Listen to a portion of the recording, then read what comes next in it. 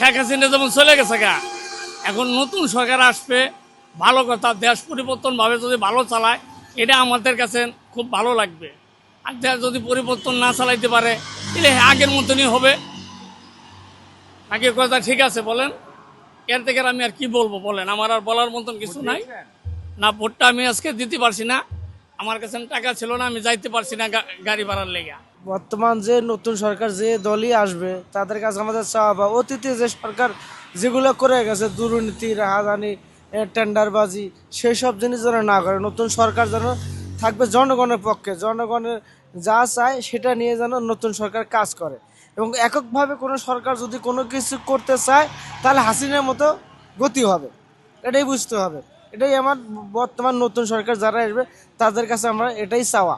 পরবর্তীতে যে সরকারে আসুক এই খাই খাই ঠাই ঠাই টেন্ডারবাজি এবং লুটতারাজ, এবং আমরা একটা জিনিস চাই সেটা হলো কি, রাস্তায় যেন ফুটপাত না থাকে, রাস্তায় গাড়ি চলবে, রাস্তায় কাণ্ড ফুটপাতের দোকান থাকবে, দোকান যেন কোনোভাবেই রাস্তার মধ্যে বসে না।